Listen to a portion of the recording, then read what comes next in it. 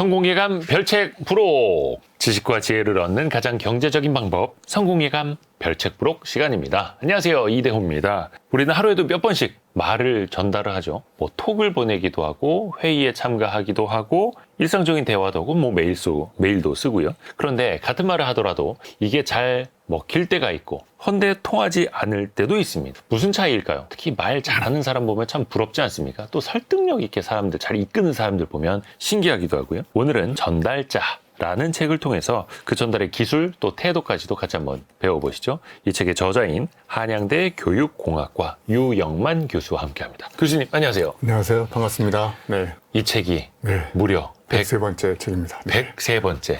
네. 그냥 세 번째 책이 아니라 103번째 책. 오, 대단하십니다. 네. 이번에는 전달자로 네. 초점을 맞추셨어요. 네. 어떤 이유에서 이렇게 관심을 두셨어요? 전달자라는 말에? 보통 이제 말 잘하는 방법, 스피치 기술 이런 책이 많이 나오잖아요. 근데 그런 책에 또 한 권의 책을 또 추가하면 저도 또 다른 한 사람이 될 것 같아서 그러면 전달의 본질이 뭘까를 가만히 생각해 보니까 전달은 기법, 기교, 기술의 문제가 아니라 삶의 문제더라고요. 그러니까 예를 들면 간디가 그런 말을 했잖아요. 내 삶이 나의 메시지다. 그러니까 삶이 밋밋한 사람은 메시지가 밋밋하거든요. 그러니까 저는 책을 살 때 저자 소개를 보거든요. 이 저자 소개에 어느 시대에 몇 년대 어디 졸업하고 몇 년대 어디 회사 다니다 이렇게 저자 소개가 밋밋하면 그 책 안에도 글이 밋밋하거든요. 그러니까 전달의 문제는 삶의 문제구나. 그리고 그 삶이 밋밋한 사람은 전달도 밋밋하고 삶이 저처럼 이렇게 파란만장한 사람은 파란을 일으키는 문장을 쓸 수 있더라고요. 그리고 더 중요한 하나의 문제는 이 전달자는 말 잘하는 방법 이런 걸 가르치는 게 아니라 한번 잘 말하는 게 뭘까? 저는 그 두 가지 차이가 굉장히 차이가 있다고 생각하거든요. 말 잘하는 사람은 전달의 어떤 기법, 기교, 어떤 성과 이런 거에 초점을 둬가지고 입담의 달인 이런 사람들이 말 잘하는 사람이 많아요. 근데 잘 말하는 사람은 상대방의 감정이나 상태를 잘 이렇게 파악해보고 그러니까 이제 입담의 달인이라기보다는 귀명창, 경청의 달인이에요. 잘 들은 다음에 그러면 내가 이 상황에서 어떤 메시지를 전달하면 말 잘하기보다 잘 말하는 것일까? 그래서 말 잘하는 사람은 어떤 공허한 어떤 기술이라고 한다면 잘 말하는 사람은 삶을 자기 철학으로 전달하는 예술의 경지에 올라간 사람이 아닐까? 이런 생각을 해봤습니다. 그러니까 말 잘하는 기술에 관한 책이 아니라 전달에 관한 그런데 알고 보면 삶에 관한 이야기일 수도 있겠네요. 그러니까 말 잘하는 사람이 아니라 전달을 잘하려면 삶을 잘 살아야 된다. 이런 이야기입니다. 강의는 정말 많이 하시잖아요. 많은 사람들도 직접 만나고 계시고 현장에서 느끼실 때 전달이라는 게 참 이게 제일 어렵구나. 이런 걸 제일들 어려워하는구나. 어떤 걸림돌을 많이 느끼세요? 제가 보기에는 배달과 전달의 차이를 좀 아시면 좋을 것 같아요. 배달과 전달? 물건을 배달한다고 하잖아요. 그러니까 배달하는 사람은 주로 남의 이야기를 이야기하는 사람이에요. 남의 것. 자기 게 없어요. 그러니까 이제 현대인의 위기는 우리가 하루 종일 가만히 보면 내 이야기를 하는 시간이 많을까요? 남의 이야기를 하는 시간이 많을까요? 보통 보면 누구는 어쨌다더라 다 이렇게 배달하는 사람이거든요. 근데 전달하는 사람은 이제 자기가 직접 겪어본 경험적 스토리를 가지고 이야기를 하는 거죠. 그래서 진짜 전달을 잘하는 사람, 전달의 문제는 첫 번째 배달과 전달의 문제일 것 같아요. 또 하나는 배달하는 사람들은 주로 상품을 배달하는 것 같아요. 근데 전달하는 사람은 상품에 담겨져 있는 상징적 의미를 전달하는 것 같아요. 그러니까 겉으로 보이는 어떤 피상적인 어떤 제품이나 외면을 이렇게 이야기하는 것이 아니라 자기 삶에 드리워진 삶의 굴곡이나 이런 것들을 자기만의 스토리나 서사로 꾸며가지고 이야기하는 사람. 그러니까 이 시대의 진짜 전달의 문제는 남의 이야기를 배달하지 말고 자기가 직접 겪어본 경험의 스토리나 이 스토리가 탄탄하게 짜여진 걸 우리가 서사라고 하잖아요. 그런 서사를 전달하는 사람이 점점 없어지고 있다는 게 제가 보기에 이 전달의 심각한 문제가 아닐까 저는 이렇게 생각해봤습니다. 그래서 요즘에 그 이른바 스토리텔링 잘하는 사람들, 서사를 잘 엮어가는 사람들 보면 이제 기가 막히게 이야기 잘한다. 그 대표적인 분이 이제 유영만 교수님이고. 그렇게 되려고 노력합니다. 그러니까 남의 것을 배달하려고만 애쓰지 말고 본인의 것을 전달하는 내 것을 가지고 의미와 메시지를 담아서 일단 이것만 알아도 어느 정도 방향성은 보이네요. 맞습니다. 그래서 그런 게 이제 다시 반복하면 테크닉이나 기법의 문제가 아니라 결국 또 삶의 문제로 돌아온다고 볼 수 있어요. 이런 것도 좀 짚고 넘어가야 할 것 같은데 우리가 평소 쓰는 언어 중에서 사람의 네. 격을 좀 낮추는 것들 혹은 이런 말들은 일단은 쓰지 말자. 아무리 잘 전달하더라도 용어 선택 한두 개 좀 잘못되면 없어 보이잖아요. 네. 몇 가지만 좀 짚어주세요. 우리가 예를 들면 뭐 눈이 왔잖아요. 경치를 보고 와 죽인다 경치가. 그지? 오늘 점심 먹었는데 된장찌개 맛도 죽인다. 예. 그죠? 이대호 기자 인터뷰하는데 이대호 기자 정말 죽이다. 그죠? 모든 게 다 죽인다로 통용되잖아요. 네. 그리고 또 쓰는 말이 헐, 대박, 네. 개 이런 말 세 가지 단어가 제일 많아요. 짧게. 네? 그러니까 헐은 뜻밖이다 뭐 이런 뜻의 엄청난 단어들을 다 헐이라는 단어 하나로 얘기를 하고 또 개 그러면 와 몹시 뭐 네. 또 예를 들면 아주 뭐 이런 것들이 다 한 단어로 또 표현되고 그다음에 뭐 대박은 야 경이롭다 뜻밖이다 이런 것들을 또 대박이라고 표현하잖아요. 그러니까 이렇게 우리 언어의 해상도가 점점 흐릿해지고 있는 이유 중에 하나는 엄청나게 생각이나 감정을 표현할 수 있는 언어의 경우의 수가 많은데도 불구하고 그런 것들을 다 몇 가지 단어로 축약해서 감정을 일반화 보편화시켜서 전달해버리는 거죠. 그러면 이제 그 사람의 심정이나 감정을 우리가 제대로 감지할 수 없게 되고 뭐 그런 거예요. 또 최근에 이렇게 보니까요. 뭐 그런 거니? 뭐 이 거니라는 말 쓰는 거 있잖아요. 그런 거니? 뭐 그다음에 또 있잖아. 뭐 또 예를 들면 뭐 이런 건 어때? 이렇게 물어보는 사람보다는 그냥 자기 주장을 일방적으로 피려고 해서 아니 근데 이렇게 얘기하는 사람이 있잖아요. 그러면 이제 앞에 거는 다 필요 없고 내 이야기를 하려고 하는 거잖아요. 그러니까 그렇죠. 자기 설명을 필요하지 않은데도 불구하고 일방적으로 자꾸 이제 주장을 피력하려고 하고 그러니까 설명이 필요 없는 세상에 자꾸 설명을 더해서 하려고 하는. 그래서 설명을 자꾸 들으면 이제 세상을 볼 수 있는 눈이 멀어지는 실명당하게 되는 거죠. 설명하려다가 실명이 된다. 네. 그러게요. 또 상대방은 또 그걸 피곤하게 느낄 수도 있는데 네, 그렇죠. 아까 표현 중에 해상도가 낮아진다, 흐릿해진다라고도 하셨는데 결국에는 내가 전달해야 할 핵심 메시지가 더 흐려지는 것. 그렇죠. 설명을 하려다가. 네, 생각이나 느낌이나 감정을 미적분하듯이 이렇게 잘게 쪼개서 구체적인 언어로 표현해야 되는데 그 구체적인 언어의 꾸러미들이 다 없어지고 몇 가지 단어로 상징적으로 그냥 헐, 대박, 개, 무시 그러니까 생각이 이제 대충 표현이 되는 거죠.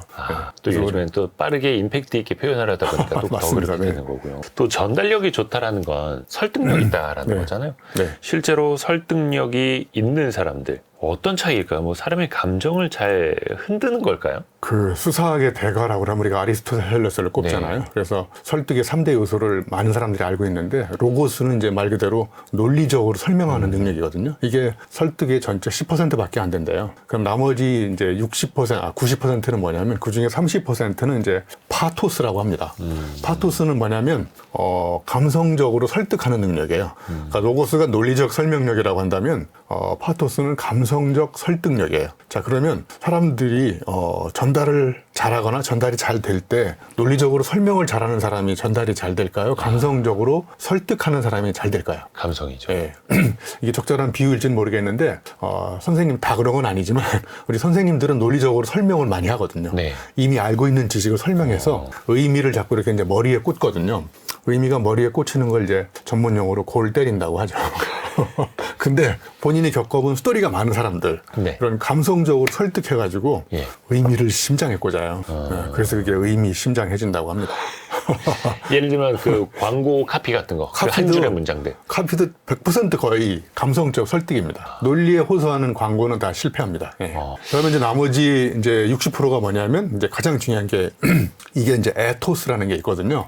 에토스가 이렇게 딱 보면 그 사람이 말을 하기 전에도 걸어 나오는 모습, 그 신체에서 풍기는 아우라, 뭐 이런 어떤 카리스마 이런 것들이 말하기도 전에 그 사람의 몸에서 뿜어 나오는 그 사람만의 독특한 스타일이나 컬러를 이제 에토스라고 합니다.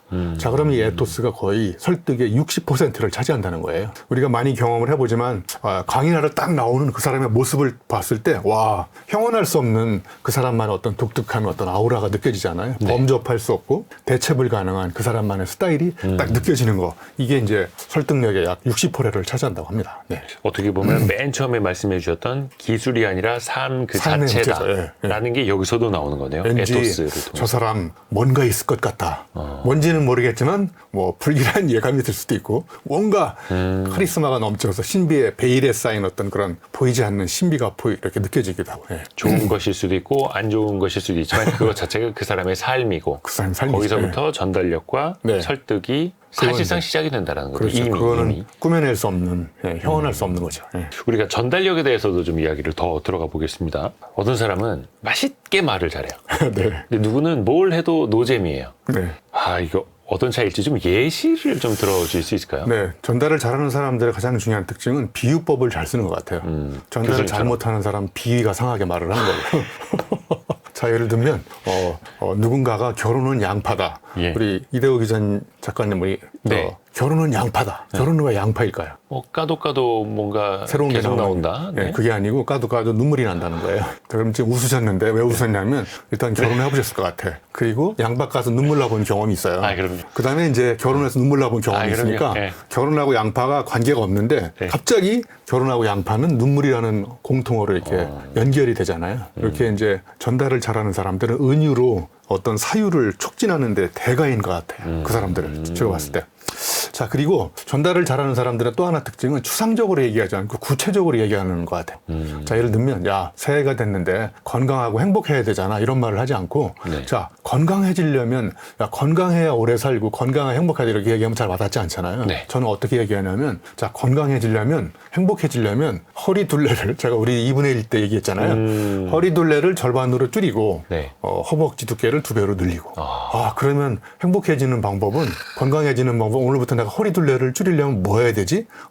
유산소 운동 해야 되는구나. 허벅지 두께 늘려서 혈당이나 이런 것들을 많이 소비하게 하려면 어떻게 해야 되지? 그러면 이제 하체 운동해서 이런 거 이제 또 허벅지 두께를 늘리고. 네. 그러면 건강해라 이런 말보다는 허리 둘레 줄이시고 허벅지 두께 2배로 늘리셔. 이렇게 딱 임팩트 있게 그렇죠. 전달이 잘 되는 것 같아요. 네. 상대방도 훨씬 더 각인할 수 있겠고 네. 더 쉽게 또 이해가 되니까 맞습니다. 그게 그리고 이제 전달력일 테고. 한 가지만 더 얘기하면 전달을 잘하는 사람들은 이렇게 뭔가 노골적으로 보여주지 않아요. 그러니까 정보와 서사의 차이를 이제 여러 사람들이 얘기하는데 정보는 다 보여줍니다. 결론을 보여주고 그다음에 사람들이 정보를 전달하는데 뭐야 그게 의미가 불투명하고 그러면 사람들이 막 난리법석을 띄우잖아요. 빨리 얘기해달라고. 그렇죠. 그런데 은유법 같이 이렇게 전달하는 사람들은 서사를 전달하는 사람들은 이렇게 신비함을 계속 갖고 있어요. 그래서 이렇게 비유의 외투를 입고 나타납니다. 오늘 제가 이렇게 외투를 입고 나타났잖아요. 네.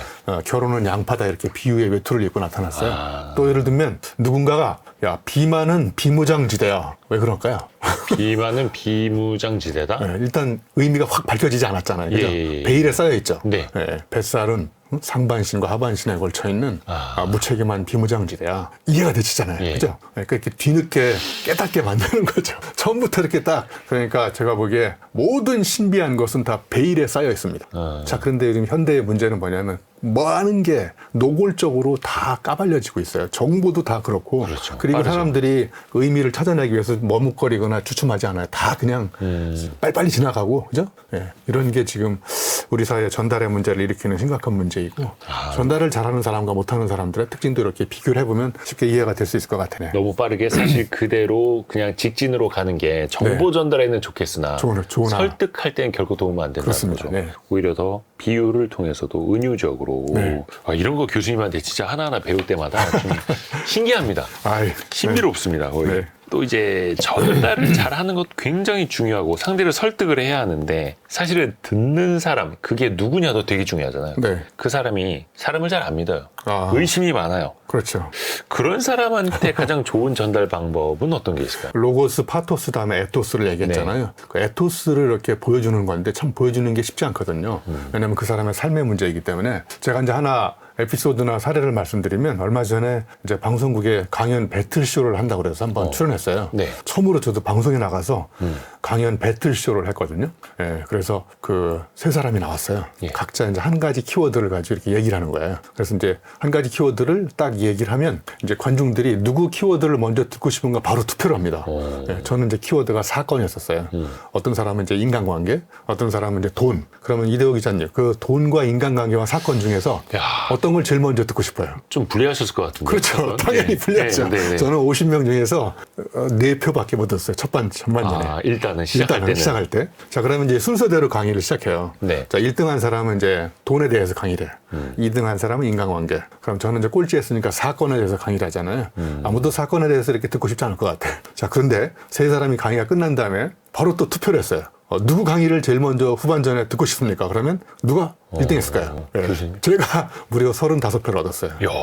자, 그 비결이 뭐냐면 제가 거기서 화려한 언변으로 입담의 달인으로 막 이렇게 사람들을 현혹한 것이 아니라 제가 살아온 삶의 사건을 진솔하게 제 체중이 실린 언어로 사람들한테 전달한 거죠. 그러니까 제 이야기를 듣고 아, 저 양반 삶이 보통이 아니구나. 정상이 아니구나. 그래서 후반전에 저 사람 이야기를 이제 들어보고 이제 감동을 받은 거죠. 자, 이렇게 설득이 안 되는 사람들한테 자꾸 말로 설명하고 핑계를 대고 원인과 해결책을 자꾸 이렇게 논리적으로 설명할수록 제가 보기에 이렇게 거리가 점점 멀어지는 것 같아요. 그러니까 사건에 대한 주제를 말씀하셨다라고 해서 어떤 좀 특이한 사건, 자극적인 사건을 전달해서 표를 받으려고 했었지 않았을까라는 생각을 했었는데 그게 아니라 진솔하게 나의 제가 사건으로. 이제 예를 들면 사하라 사막 가서 마라톤을 뗐는데 120km 지점에서 탈진 상태가 와서 레이스를 포기했다. 이제 그걸로 얘기하면 끝이 재미없잖아요. 그쵸. 그래서 절대로 포기하지 마라를 믿고 뛰었는데 그게 사람을 죽일 수 있구나. 그래서 제가 갔다 와서 깨달은 인생의 가장 큰 경험적 교훈이 뭐냐면 절대로 포기하지 마라 이런 말을 절대로 쓰지 마라.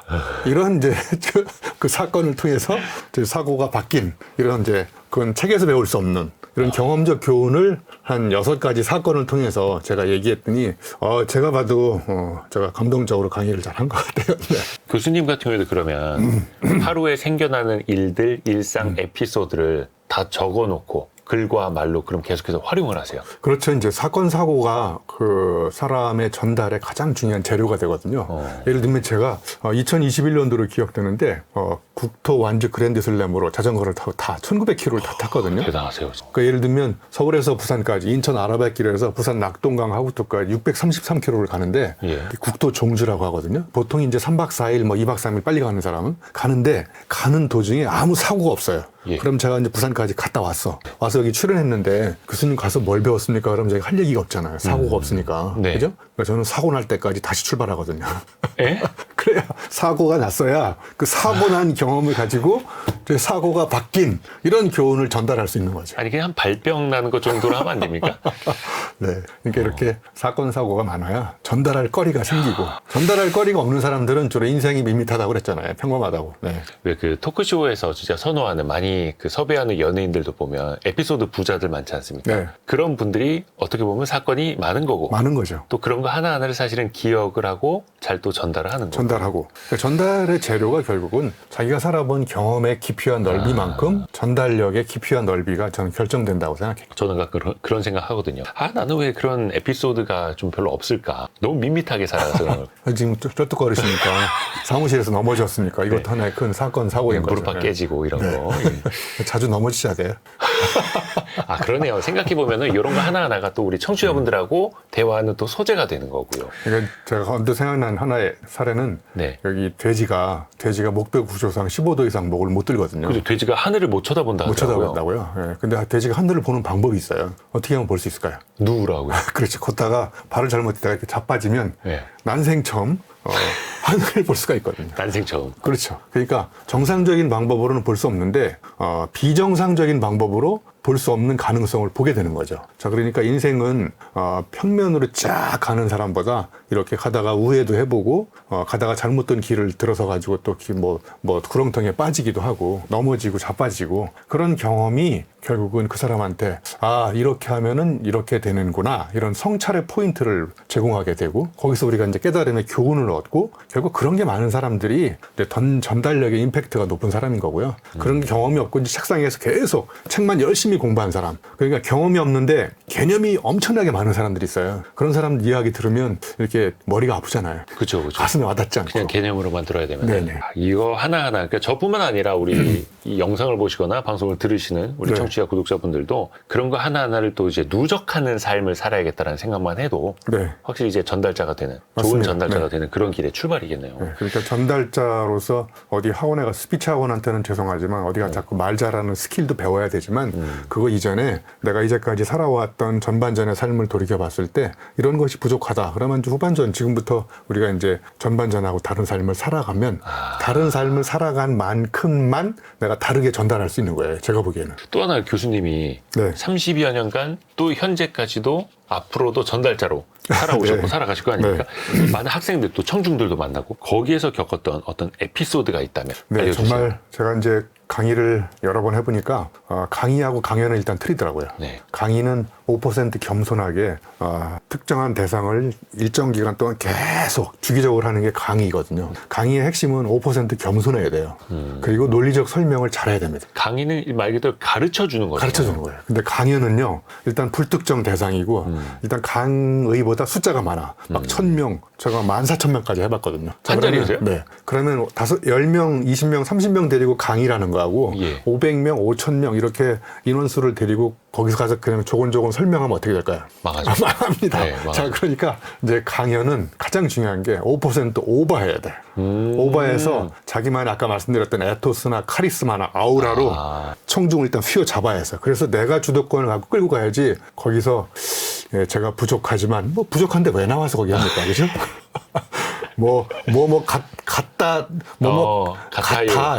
좋아요 그러면 되지. 좋아요, 좋은 것 같아요. 이대호 기자님 말 잘하는 것 같아요. 말 잘한다 그러면 되지. 말 잘하는 것 같아요. 이런 걸 쓰면 안 되거든요. 자, 일단 그 에피소드를 말씀드리기 전에 강의와 강연의 차이가 이런 차이가 있어서 제가 이제 대중 강연을 하면서 많이 느꼈던 것 중에 이제 몇 가지 에피소드 중에 하나는 첫 번째는 제가 2014년도로 기억이 되는데 잠시 실내체육관에서 예. 14,000명을 대상으로 제가 강의를 했거든요. 뭐 콘서트였습니까? 네, 제 강의를 들어 14,000명이 많은 줄 알았더니 제 뒤에서 쥐드래곤이 공연을 하더라고요.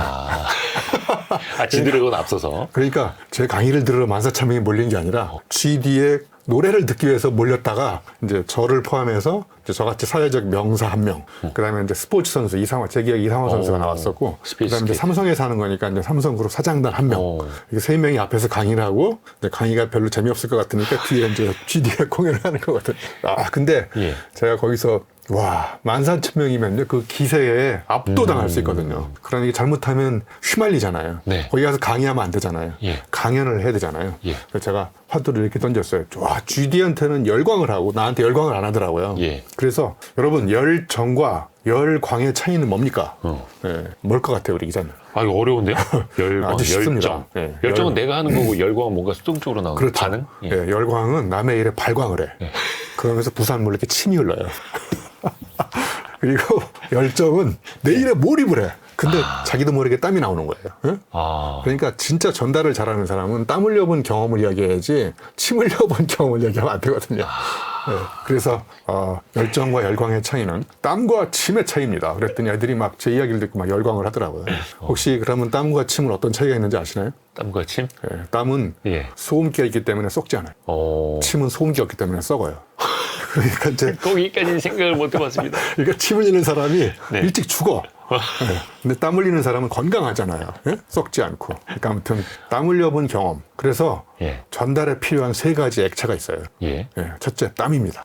땀 흘려본 경험이 있어야 돼요. 둘째 뭘까요? 두 번째 액체. 일단 침은 아니. 침은 아닙니다. 침 튀우고 하면 안 예. 되죠. 예. 눈물입니다.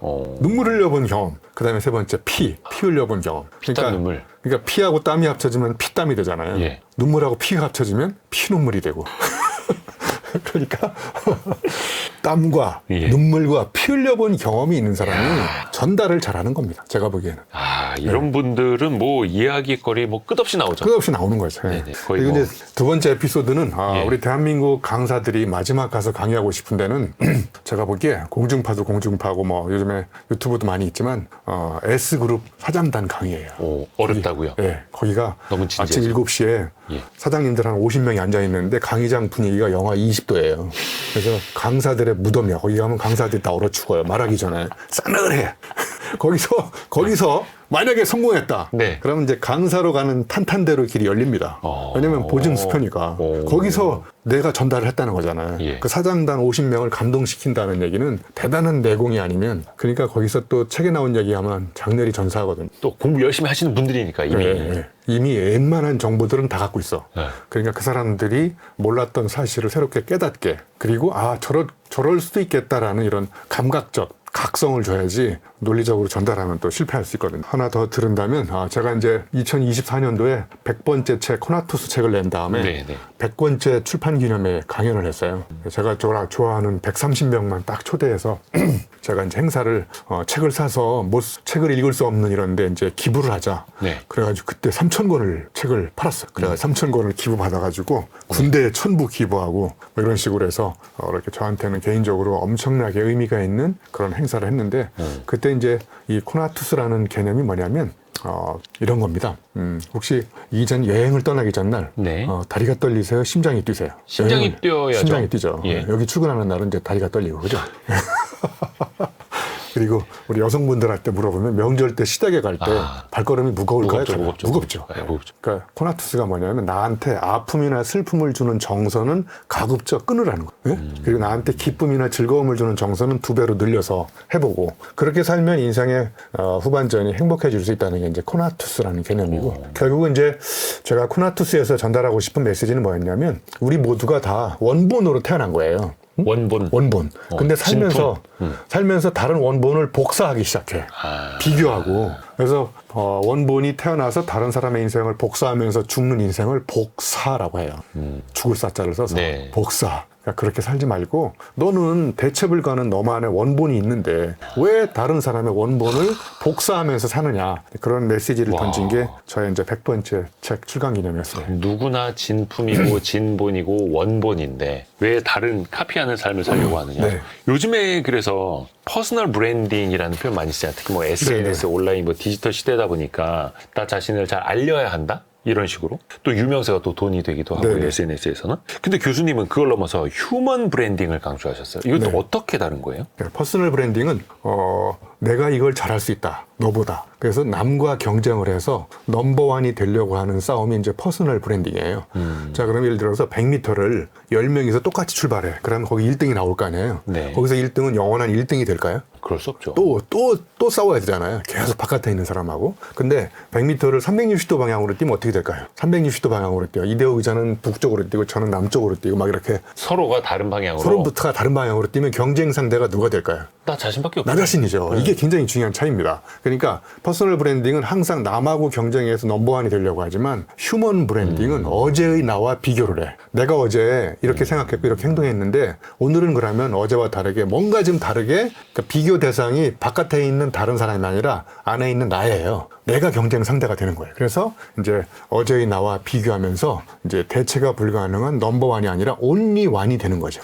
자, 흔히 이거를 이제 마케팅과 브랜딩으로 구분하기도 합니다. 그러니까 네. 마케팅은 넘버원 싸움이고 예. 브랜딩은 온리원 싸움이다. 그러니까 전달은 한마디로 얘기하면 온리원이 되기 위한 휴먼 브랜딩 과정이 저는 전달이라고 생각해요. 그러니까 여기서 다시 전달은 테크닉의 문제가 아니라 내 삶의 고유한 코나투스를 찾아서 그 누구와도 비교 대체 불가능한 원본을 찾은 다음에 원본대로 살아가면 저절로 색달라지는데 사람들은 태어나서 이제 남달라지려고 노력하다가 나만의 색깔이 없어져 버렸어요. 그러면 이제 내가 누구인지 모르고 그냥 죽는 거거든요. 근데 진짜 전달은 내가 누구인지를 찾은 다음에 가장 자기답게, 가장 아름답게, 가장 색다르게 자기를 세상에 알리는. 그러면 이제 사람들이 그 휴먼 브랜드가 대체 불가능하기 때문에 그 사람을 부르는 거거든요. 아하. 그러니까 예를 들면 제가 어디 가서 강의를 하는데 사람들이 이제 강의 자료를 달라고 그래요. 그럼 저는 강의 자료 다 줘요. 강의 자료를 주면 사람들은 이제 굉장히 흡족해 하잖아요. 네. 예, 강의 자료를 주면 강의 자료를 확보했다는 심리적인 만족감일 뿐이에요. 그걸 어디다 쓰지도 못해. 그죠. 제대로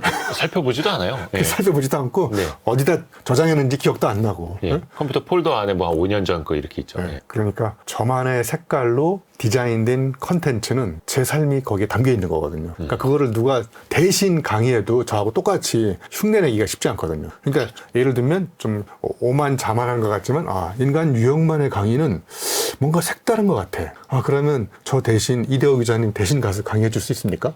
그러면 이제 일단 거기서 원하지도 않고 나는 유형만의 색깔이 있는 강의를 원한다는 거죠. 그게 바로 이제 휴먼 브랜딩이 된 거죠. 지식 생태학자로서. 네. 그러니까 제가 30년 전에 지식 생태학자 유형만 이렇게 이제 휴먼 브랜딩을 시작해서 작년 2025년도에 한국 소비자 포럼에서 주관하는 브랜드 대상에서요. 소비자 100만 명 설문조사 해가지고 제가 올해의 브랜드 인물로 선정됐어요. 대단하시다. 그게 비결이 가만히 보니까 한양대학교 유형만 교수로 브랜딩을 했으면 교수는 많잖아요. 여기 한양대학만에 3,000명이 되거든요. 예를 들면. 근데 한양대학교 유형만 교수로 브랜딩을 하지 않고 지식생태학자 유형만 그랬더니 그때는 몰랐잖아요. 지금도 네. 모르는 사람 네, 많거든요. 네, 네. 물론 제가 겨울에는 또 지식 동태학자로 바뀌기도 하고 그리고 겨울에 얼렸다 녹였다 하면 지식 또 황태학자로 바뀌고 지금 우리 이대호 기자님하고는 또 지식 노가리 학자로 이렇게 무한 변신하면서 그게 바로 휴먼 휴먼 브랜드다. 이게 이런 훨씬 더 거는- 오래 가고. 이런 거는 이제 대체 불가능한 그 사람만이 할 수 있는 이야기를 하는 거죠. 또 하나 차이는요. 예. 그 뒤에 질문하고 연관식 다 섞어서 얘기하면 소명과 조명의 차이예요.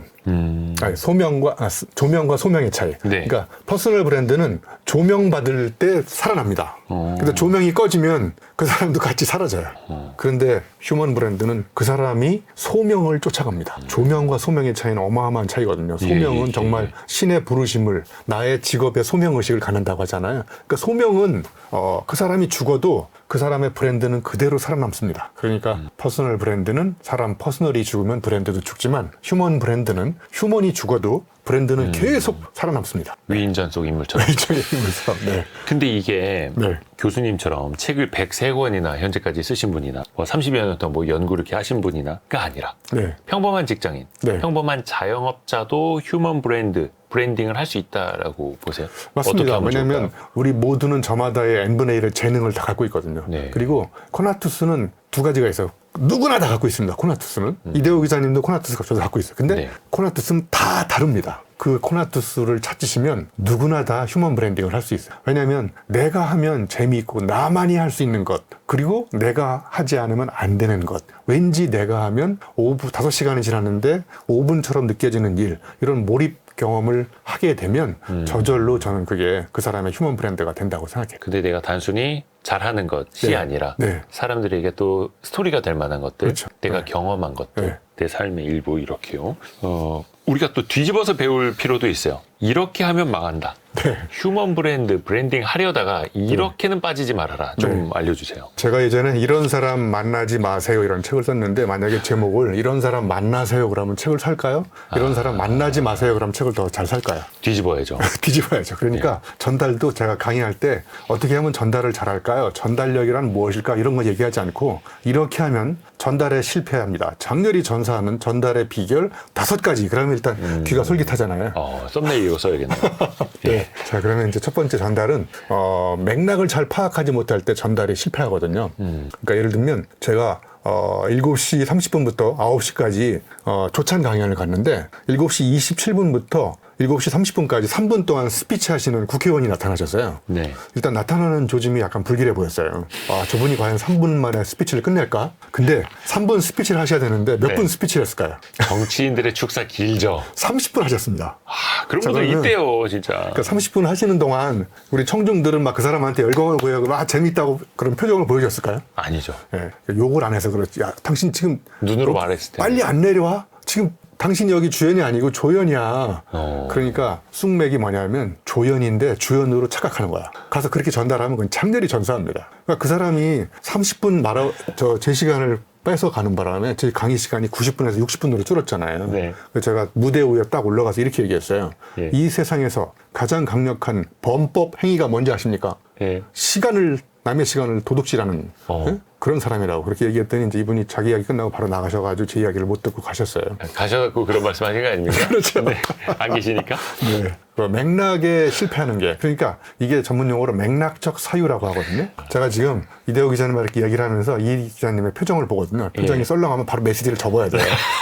근데 또 재밌어 하면 이거 각본에도 없는 얘기를 계속 하는 거예요, 지금. 그죠. 이게 순간순간 계속 맥락을 파악하면서 해야 되는데 전달의 장렬히 전사하는 비결은 맥락에 관계없이 쭉 얘기하면 돼요. 이게 이제 아마추어와 프로의 차이기도 합니다. 아마추어 전달자는 준비한 각본대로 관중의 반응이 있거나 말거나 쫙 하면서 일관성 있게. 예. 이게 장렬히 전사합니다. 근데 이제 강의 경력이 좀 많으신 분들은 딱 눈치를 봐. 안 통하는구나, 준비한 게. 그럼 주머니에 다른 걸 꺼내. 다른 걸 꺼내서 그때 다른 메시지를 던집니다.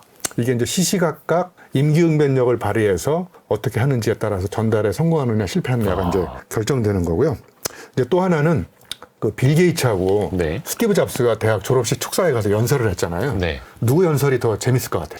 빌 게이츠는 별로 기억에 남지 않아요. 그렇죠. 예. 이게 바로 이제 전달에 실패하는 한 가지 사례거든요. 이제 빌 게이츠는 죄송하지만 모범생 스타일로 계몽을 해.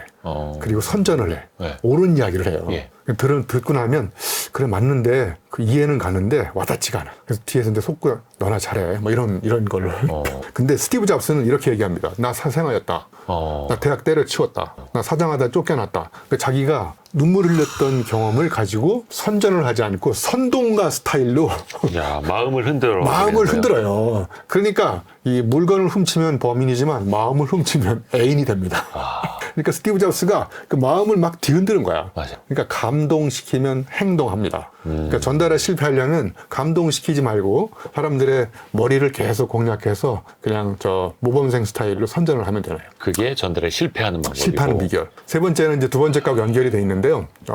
아까도 우리가 얘기했던 것처럼 설득하는 것보다는 설명이 길어지면 이제 전달에 가장 잘 실패합니다. 그러니까 설명을 한다는 얘기는 뭐냐면 내가 겪어본 경험이 없어요. 그래서 주로 남의 이야기를 인용해가지고 끌어다가 그렇다고 한다더라. 카다라 통신 뭐 이런 거 있잖아. 그런 게 길어지면 길어질수록 이제 전달에 실패하는 거예요. 그러니까 예를 들면 우리 대학 교수님 다 죄송하지만 다 그런 건 아니라고 얘기해요. 또 교수님들이 항의하면 제가 빠져나갈 구멍부터 예. 만들어 혹시 놓을게요. 개론책 읽고 막 감동받으신 분 계세요? 개론. 없죠. 예. 그럼 개론은 왜 감동적이지 않을까요? 걷기만 하고 어렵기만 네. 하고. 개론에는 설명이 많아요. 네. 설득이 별로 없어. 왜 그런 거냐면 본인이 겪어본 아픈 스토리가 없어. 그러니까 경험적 스토리가 없기 때문에 감성적 설득이 불가능한 거예요. 그 사람들이 택할 수 있는 강력한 한 가지 방법은 논리적 설명입니다. 그렇죠. 그러니까 설명이 길어지면 이제 설득이 없어지면서 이제 의미는 이해는 되지만 이해가 되는데 머릿속에 있는 이해가 심장으로 내려오질 않아요. 이 머리와 심장 사이 30cm 거리가 이 세상에서 가장 먼 거리라고 하잖아요. 네. 그리고 심장에서 손까지의 거리. 느껴 쓰고 감동했으면 손발이 움직여야 되는데 이게 이제 거꾸로 잘안 뒤집혀야 가죠. 되거든요. 네. 그래서 제가 체인지라는 말을 만들었는데 몸체자, 어지린자, 지혜지자예요. 영어의 체인지하고 발음이 똑같잖아요. 예. 제가 세계 최초로 만든 단어예요. 예. 저는 이제 사람들이 알고 있는 익숙한 단어를 미리 조합을 해가지고 사람들 몰래 특허청에 등록을 시켜놔요. 와우. 그래서 저의 허겁 함부로 쓰는 사람들 이렇게 뒷조사해서 이렇게 시비 걸어가지고 돈 뜯어내는 전략으로 먹고 살고 있어요. 농담이시고. 이게 그 상표공원까지도요? 네, 특허청에 상표 등록이 돼 있어요. 와. 그러니까 저게 뭐냐면 몸을 움직여야 돼. 아. 직접. 그러면 이제 내 가슴으로 느낌이 와. 그러면 이제 머릿속에 결과로 생긴 게 지혜야. 그게 세상을 체인지할 수 있다는 거예요. 근데 사람들은 거꾸로 하잖아요. 머리를 먼저 공략을 해. 그 다음에 심장으로 와닿기를 기대해. 그 다음에 심장에 와닿은 게 손으로 나가서 실천, 손발이 움직여서 실천하기를 기도하지만 설명이 길어질수록 머리와 가슴과 손의 사이는 점점 멀어집니다. 근데 설득을 하면 일단 뭐부터 이 심장이 뛰어. 예? 그리고 머릿속에 올라가서 막 이 새로운 지혜가 생겨. 그래서 이제 손발이 움직이기 시작하는 거거든요. 네. 그렇죠. 왜 인지 기능을 향상시키는 방법도 우울증을 없애는 방법도 다 몸을 쓰는 거라고. 나가서 운동하고 몸을 쓰는 거라고 하고 사람을 설득할 때도 사실은 네. 몸부터. 맞습니다. 그러면 또 하나만 더 얘기하면 전달에 실패하는 사람은 재미없는데 의미 있는 이야기를 계속해요. 우리 교수님들이 강의를 하면 다 그런 건 아니지만 5분 지나면 이렇게 5명이 또 졸고 10분이 지나면 10명이 졸다가 50분이 끝나면 50명이 다 자도 세계적인 석학 교수님은 칠판을 보고 논리적으로 설명을 계속 하시는 경우가 있거든요. 그러니까 학생들과 이제 전달에 실패하는 왜 그러냐면 재미가 없는데 의미 있는 이야기를 계속 하잖아요. 그래서 저는 세상을 움직이는 사람들은 재미와 의미를 다 잡는 사람. 재미없는 의미는 견딜 수 없는 답답함이고요. 의미가 없는 재미는 참을 수 없는 가벼움이에요. 그러니까 개그맨들 죄송하지만 재미는 있는데 의미 없을 수도 있고 교수님은 의미는 있는데 재미가 없을 수 있고 또 다 그런 건 아니니까요. 두 분들 다 재밌고 의미 있을 수 있으니까 진짜 전달에 실패하는 방법은 재미를 빼고 의미를 계속 전달하거나 의미를 빼고 재밌게만 계속 하거나 이것도 제가 실패한다고 생각해요. 그러니까 재밌게 들었는데 저게 뒤통수를 치는 깨달음을 주는 의미가 있으면 그건 전달에 성공하는 거라고 보면 될 것 같습니다. 이야, 근데 사실 그거를 다 갖추기가 진짜 쉽지 않은 거죠. 이 중에 이제 한두 가지만 잘 갖추시면 결국은 다시 또 경험으로 돌아가면 겪어본 경험이 있으면 재밌게 할 수 있고요. 뭐 설명하지 않고 설득할 수 있고 그다음에 맥락적 사유를 잘 할 수 있어요. 해본 경험이 없기 때문에 쑥맥이 되는 거예요. 제가 보기엔. 쑥맥. 네, 맥락을 파악 못하는 게 쑥맥이잖아요. 그럼 반대로. 네. 진짜 전달을 잘하는 사람들. 네. 탁월한 전달자들이 가진 능력, 공통적으로 갖고 있는 그 공통점이 있다면 좀 알려주세요. 노하우도 좋고요. 여러 가지가 있지만 이제 아까 얘기했지만 이제 비유법을 잘 쓰는 사람은 첫 번째로 아까 말씀드렸고 비유법. 예, 그다음에는 이제 당연함을 부정하는 사람들이 전달을 잘해요. 우리가 보통 사람들은 당연하다고 그러잖아요. 예. 딱따구리가 이제 나무를 찍는 걸 봐 아들이 아빠한테 질문을 던졌어요. 아빠가 예. 딱따구리가 이렇게 나무를 찍는데 왜 쟤는 두통이 안 걸려? 그럼 아빠가 뭐라고 할까요? 대답을. 야, 딱 우리가 막 고무를 찍냐? 나무를 찍는 건 당연한 거야, 인마. 그러면 이제 아들은 아빠한테 더 이상 배울 게 없다는 걸 바로 판단하고 그다음부터 질문을 던지지 않지. 그러니까 보통 사람들은 세 가지 단어가 많아요. 별로 재미도 없고 의미도 없었네. 자, 원래 그래. 당연한 거야, 인마. 물론 그럼. 이게 원래 물론 당연히 세 가지 단어가 생각의 교도소에 살아요. 이런 단어가 늘어나면 예. 이제 인생이 재미없어지는 건데 전달을 잘하는 사람도 이걸 깹니다. 통념을 깨는 거예요. 응? 그러니까 예를 들면 리처드 바크가 쓴 갈매기 꿈에 보면 예. 거기 높이 나는 새가 멀리 본다 이런 말 나와요. 네네. 근데 높이 나는 새가 멀리 볼까? 사람들은 당연하다고 생각하죠. 네. 근데 나는 거기다 질문을 던져봤지. 과연 높이 나는 새는 다 멀리 볼까? 근데 거기 조사해 보니까 새가 갈매기인데 네. 갈매기는 근실해요. 시력이 안 좋아요? 그래서 멀리 어차피 못 봐. 멀리 못 봐. 그 제가 세계 최초로 그걸 밝혀냈잖아요. 응? 그래서 리처드 바크한테 예. 이메일 보내려고 했더니 그분이 죽어가지고 지금 밝혀낼 수가 없잖아요. 응? 갈매기의 꿈. 그 감동적인 소설에. 네. 예. 그리고 가정을 부정합니다. 전달을 잘하는 사람. 그러니까 이런 가정 있잖아요. 선풍기에는 날개가 있다. 이게 가정이잖아요. 네? 그러면 지금 이제 다이슨의 선풍기에서 날개 없는 선풍기가 없죠. 나왔잖아요. 예. 근데 지금 보면 그게 당연하다고 생각하지만 다이슨은 세계 최초로 이런 질문을 던진 거예요. 모든 선풍기에는 꼭 날개가 있어야 될까? 그러니까 이제 이 사람 덕분에 이 사람 전에는 다 날개가 있어야 된다는 걸 해서 혁신을 거듭해도 다 그저 그런 선풍기가 나왔는데 이분이 세계 최초로 가정을 없애버린 거예요. 뭐뭐에는 뭐뭐가 있다. 이걸 없다로 바꾼 거야. 선풍기에는 날개가 없다. 그래서 날개 없는 선풍기가 나온 거죠. 이것도 당연함을 부정하는 거예요. 당연함을 부정하는 거예요. 뭐 예를 들면 레스토랑에 가면 음식을 뭘 보고 주문하나요? 메뉴판이요? 메뉴. 그럼 음식점에는 메뉴가 있다가 당연한 거잖아요. 예. 근데 메뉴를 없애버려. 예? 그러면 메뉴 없는 음식점이 생기는 거죠. 그날 주방장이 들어오는 사람 표정을 보고 주 맘대로 만들어주는 거죠. 이런 이제 메뉴 없는 음식점이 생기는 거죠. 이런 농담은 방송이 될지 모르겠지만 집에는 집사람이 있다. 예. 이걸 없애면 집사람 없는 집, 이런 새로운 집이 생기는 거죠. 아, 새로운 집인가요? 네. 자유를 만끽할 수 있는. 네. 그리고 이제 그 순간적으로 전달을 잘하는 사람들은 이렇게 유머가 풍부해요. 그쵸. 유머. 그러니까 유머는 뭐냐면요. 기대를 망가뜨려야 되거든요. 그러니까 예를 들면 AI한테 야, 사과 10개 중에 3개 먹으면 몇 개 남느냐 물어보면 AI는 뭐라고 대답할까요? 꽤 이성적으로 계산하겠죠. 7개. 예. 그러니까 AI는 논리 기계거든요. 근데 어떤 아이가 손 들고 10개 중에 3개 먹으면 3개 남는. 왜냐하면 먹는 게 남는 거니까. 지금 웃었잖아요. 네네네. 왜 웃었어요? 의외잖아요. 그렇죠. 그러니까 의외성의 메시지를 전달하는 사람이 전달을 잘하는 사람. 기대를 깨버리는 거죠. 뭐 1 더하기 1은 3이래 어떤 아이가. 왜냐 그랬더니 자기 누나가 시집가서 집에 왔는데 떠날 때는 2명이었는데 돌아올 때는 3명이 돼서 그러니까 이런 게 이제 수학적으로는 틀렸지만 논리적으로는 틀렸지만 네. 사람을 빵 터지게 하잖아요. 예. 그러니까 빵 터지게 하는 유머가 전달자의 필살기거든요. 그렇죠. 그 강의나 강연 들을 때도 네. 뭐 30분, 1시간, 2시간짜리 들을 때 어떻게 보면 졸릴 수도 있는데 그 중간중간에 빵빵 터뜨려주고. 네. 그리고 하나만 더 얘기하면 그 한 끗 차이, 미묘한 차이를 절묘한 유머를 써가지고 설명을 잘하는 사람들이 전달을 잘해요. 예를 들면 뭐 사건과 사고는 어떤 차이가 있습니까? 물어보면 사람들도 이제 논리적으로 생각하잖아요. 사건은 내가 당한 거고, 그죠? 네. 사고는 내가 일으킨 거고. 그러니까 교통사고라고 그러나요? 교통사건이라고 그러나요? 사고라고 하죠. 사고라죠. 근데 어떤 사람이 사건을 일으켜요. 보험료를 타먹기 위해서. 그 사람한테는 교통사건인 거거든요. 아하. 근데 더 쉽게 구분하면 내가 기르는 반려견한테 물리면 사고 당한 거예요. 근데 오늘 돌아가셔가지고 기르는 개를 가서 물으세요.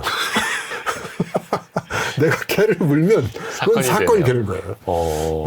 그러니까 이렇게 국어선에 나오는 미묘한 한 끝발의 차이를 재미나게 설명하는 거죠. 네, 그러면 이제 그런 차이가 있구나. 엉덩이와 궁둥이는 어떤 차이가 있을까요? 엉덩이랑 궁둥이? 네, 차이가 있어요. 차이가 있네. 의자에 앉았을 때 예. 의자하고 내 살이 닿는 요 접촉 부위만을 요걸 궁둥이라고 그래요. 의자에 닿는 부위. 의자에 안 닿는 허벅지부터 중간 허리까지, 허벅지 중간부터 허리까지 나머지 안 닿는 부위를 이렇게 요거를 엉덩이라고 하는 거예요. 그러니까 엉덩이는 의자에 안 닿아요. 궁둥이만 의자에 닿습니다. 그래요? 이거 처음 알았죠? 네네. 네. 생각을 못 지금, 해봤습니다. 이 나이가 되도록 엉덩이와 궁둥이는 모르고 계시잖아요. 자, 그러면 주사는 엉덩이에 맞아야 될까요? 궁둥이에 맞아야 될까요? 궁둥이에. 그건 아무 데나 맞아도 돼요, 그거는. 간호사가 놔주는 대로 맞으면 되거든요. 허벅지에 맞을 수도 있고. 근데 이건 제가 꾸며낸 이야기가 아니고 국어 실력이 밥 먹여준다 이런 책에 보면 방망이와 몽둥이, 뭐 병마개와 병뚜껑.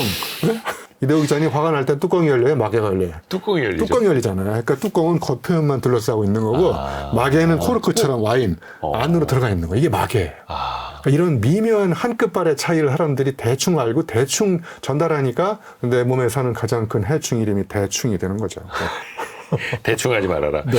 그러니까 탁월한 전달자들은 또 이런 거를 마치 여러 가지 요리 도구를 쓰듯이 막 자유자재로 쓰는 거고요. 이것도 연습이 필요합니다, 사실은. 네. 그리고 이제 하나 더 얘기하면 뜻밖의 질문을 자주 던집니다. 뜻밖의 질문. 그러니까 예상치 못한 질문. 네? 네. 뭐 예를 들면 시어머니가 아플 때는 왜 머리가 아프고 친정엄마 아플 때는 왜 가슴이 아플까요? 그럼 물어보면 이제 여자분들은 알거든요. 여성분들은 시어머니는 나의 어머니가 아니기 때문에 관계가 없어. 그러니까 머리가 아프고 친정엄마는 나하고 관계가 있으니까 가슴이 아파. 그러니까 시어머니가 아프면 이제 새벽에 통장으로 돈을 보내드리거든요. 그리고 푹 주무세요. 네. 친정엄마가 아프면 새벽에 달려가면 이게 달려가느냐 통장에 구자로 돈을 보내드리고 푹 주무시느냐.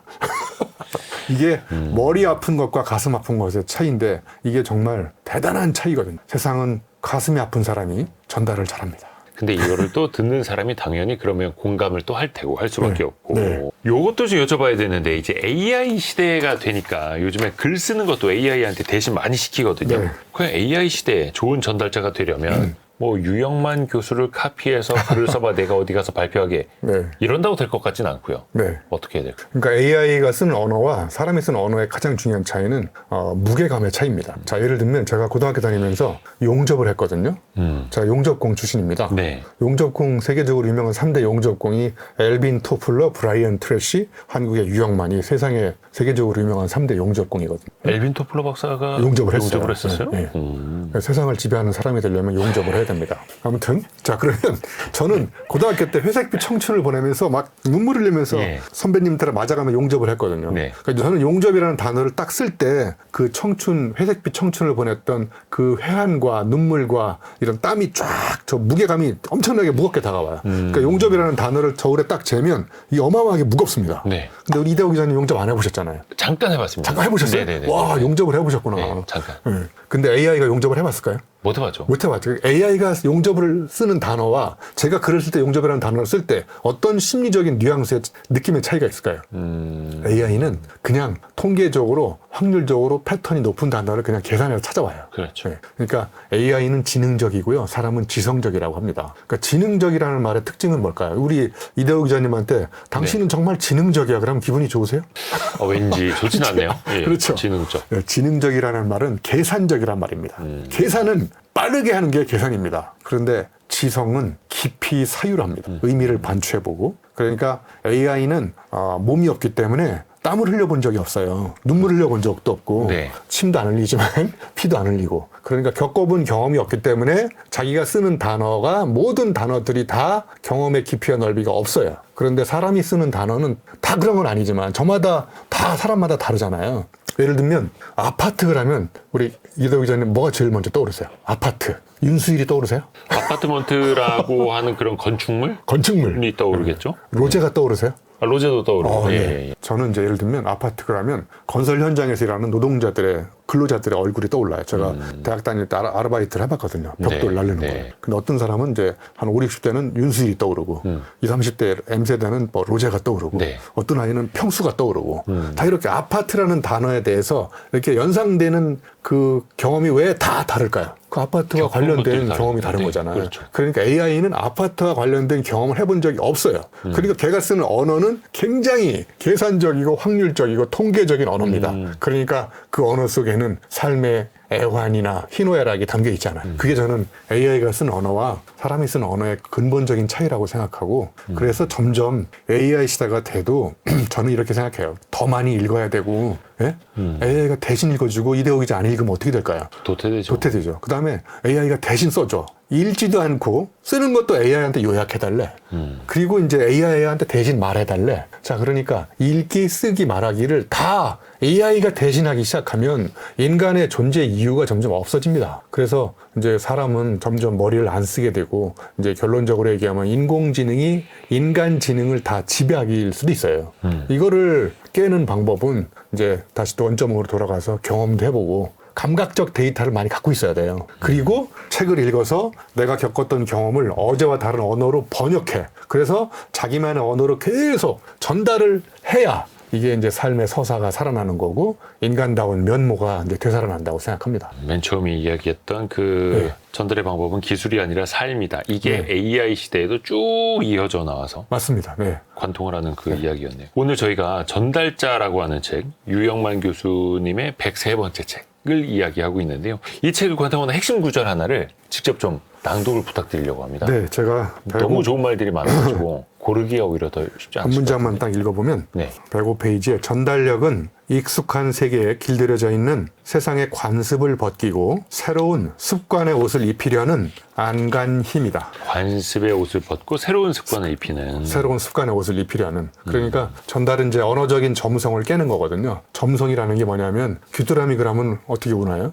귀뚜라미. 네. 아, 어떻게 울지? 이거 어떻게 표현해야 귀뚤귀뚤 됩니까? 뭐. 예? 귀뚜라미가 귀뚤귀뚤 울던가요? 네, 네. 매미는 어떻게 오나요? 맴맴. 이렇게 이제 한 단어를 떠올리면 끈적하게 단어가 착 달라붙죠. 예. 이거를 깨부숴야 됩니다. 책상 위에 책이 가로쳐 있어요. 뭐라고 쓰실 거예요? 가로에 책상 위에 책이 책상 위에 네. 이렇게 반듯하게 놓여 있다. 놓여 있다. 네. 또 더 표현해 보세요. 책상 위에 누가 책을 던져놨다. 네. 예, 쌓여 있다. 뭐 이런 이게 이제 식으로. 분기점이라고 그러는데 책상 위에 책이 가로 안에서 있으면 여기를 얼마나 다양하게 쓸 수 있는지가 분기점의 경우의 수가 되는 거예요. 이런 게 많은 사람들이 이제 언어의 해상도를 높여가지고 구체적으로 쓰는 거예요. 책상 위에서 책이 3시간째 누워서 주인을 기다리고 있다. 3시간째 나를 봐달라고 소리쳐서 아우성을 치고 있다. 책상 위에 책이 너무나 소리 질러가지고 지금 목이 쉬어가지고 잠깐 잠을 자고 있다. 뭐 이렇게 계속 다르게 표현하는 거예요. 그러면 그만큼 전달의 경우의 수도 넓어지는 거죠. 네. 다양하게 표현도 해보고. 네, 그걸 이제 소설가 배수하는 이제 언어의 틈새라는 단어로 표현했어요. 틈새가 뭐냐면 바깥의 경치를 보고 와 죽인다 이렇게 표현하지 말고 바깥의 경치가 아름답잖아요. 첫눈이 온 풍경을. 그러면 첫눈이 온 풍경의 그 느낌하고 내가 갖고 있는 언어의 꾸러미 사이에는 항상 격차가 있어요. 그 격차를 언어의 틈새라고 그러는데 그걸 계속 메우려고 노력하는 사람들이 작가가 되는 거고 격차가 있거나 말거나 죽인다 헐 대박 이렇게 얘기하는 사람들은 이렇게 평범한 사람으로 죽는 거고 그런 거죠. 어떻게 하면 말을 잘할 수 있을까?